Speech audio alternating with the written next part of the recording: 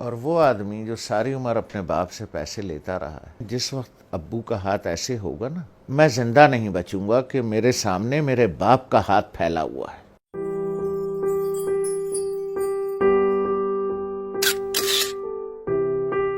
ایک دن میں بیٹھا ہوا تھا، اسلام آباد سے گیا تھا کراچی، نوکری میں تھا، تو ہم امی کے کمرے میں بیٹھے تھے، وہ اپنے سامنے بیٹھی ہوئی تھیں، تو میری ایک ہی بہن پاکستان میں ہے، اس کے تینوں بچے بھی آئے ہوئے تھے، وہ بھی آئی ہوئی تھی،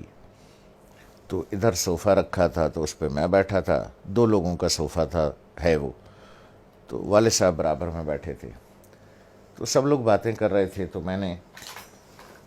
کچھ 2-4 پیسے نکال کر کے والد صاحب کو ویسے ہی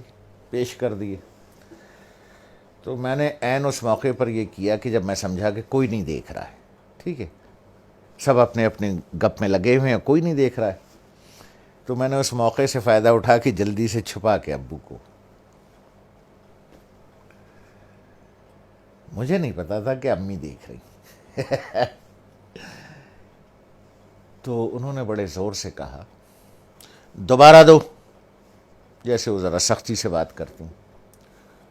تو مجھے یہ تو پتا چل گیا کہ انہوں نے دیکھ لیا، تو میں سوچ رہا ہوں کہ یہ کیوں کہہ رہی ہیں دوبارہ دو۔ ان کا نواسا ساتھ بیٹھا تھا، حمزہ، جو ماشاءاللہ 6.25 فٹ کا ہے، اس وقت 6.25 فٹ کا تھا، تو مجھے تو انہوں نے بہت سختی سے کہا دوبارہ دو، اور اپنے نواسے سے کہا حمزہ دیکھو ماموں نانا کو کیسے پیسے دے رہے ہیں۔ تو میں نے جیب سے جو بھی پیسے نکالے یہاں رکھ کے والد صاحب کو ایسے یوں کر کے چھپا کے پیش کر دیے، تو ابو نے اٹھا لیے۔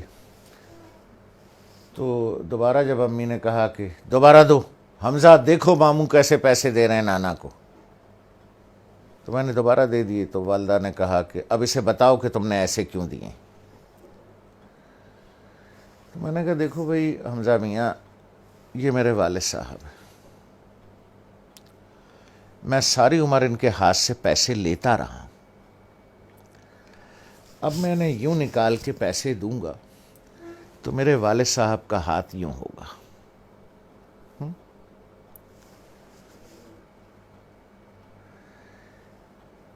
اور وہ آدمی جو ساری عمر اپنے باپ سے پیسے لیتا رہا ہے، جب میں نے کہا اپنے بھانجے سے، میں نے کہا حمزہ میاں جس وقت ابو کا ہاتھ ایسے ہوگا نا تو میں تو مر جاؤں، مجھے ہارٹ اٹیک ہو جائے گا، میں زندہ نہیں بچوں گا کہ میرے سامنے میرے باپ کا ہاتھ پھیلا ہوا ہے، اس لیے بیٹا میں ایسے دیتا ہوں یہاں رکھ کے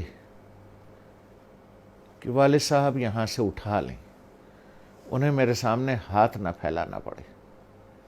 جس طرح سے پرانے وقتوں میں بادشاہوں کو نظر اور نیاز دی جاتی تھی نا یوں کر کے، اور بادشاہ اگر قبول کر لے اٹھا لے تو وہ نیاز قبول ہو جاتی تھی، جیسے آج بھی مزاروں پر ادھر ادھر پیروں کو ایسے کر کے نظر دی جاتی ہے، پیر صاحب ہاتھ لگا دیتے ہیں یا کبھی کبھی اٹھا بھی لیتے ہیں، تو سمجھیے وہ نظر اور وہ نیاز قبول ہو گئی۔ تو میں نے کہا بچے جس وقت میں یوں کر کے دوں گا اور ابو کا ہاتھ ایسے اٹھے گا میں تو مر جاؤں گا بیٹا، کہ میرے باپ کا ہاتھ میرے سامنے پھیلا ہوا ہے، تو اس لیے میں ایسے کر کے نظر پیش کرتا ہوں چھپا کے کہ کوئی دیکھ نہ لے ہیں کہ باپ ہاتھ پھیلا رہا ہے، نہیں نہیں نہیں نہیں، باپ نظر قبول کر رہا ہے، اس نے ہاتھ لگا دیا تو قبول ہو گیا۔ اب وہ حدیث مبارک کا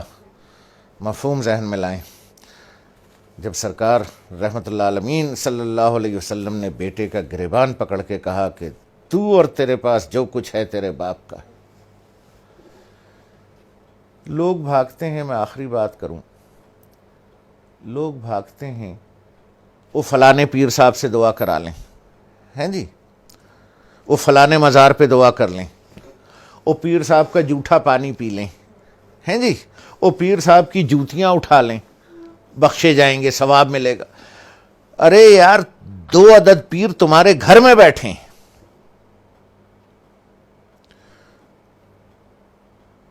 ایک عورت ایک مرد، دو پیر تمہارے گھر میں بیٹھے ہیں یار، جا کے ان کی جوتیاں سیدھی کر، ان کا جھوٹا پانی پی، ان کے پیر دبا، پیر صاحب کے بجائے باپ کو نظر اور نیاز پیش کر، جا کے ابا کے جوتے پالش کر، ماں کی چپلیں سیدھی کر کے رکھ۔ دو پیر گھر میں بیٹھے ہیں، ان کو چھوڑ کے اللہ کو ڈھونڈنے کہیں اور جاتے ہو، شرم نہیں آتی؟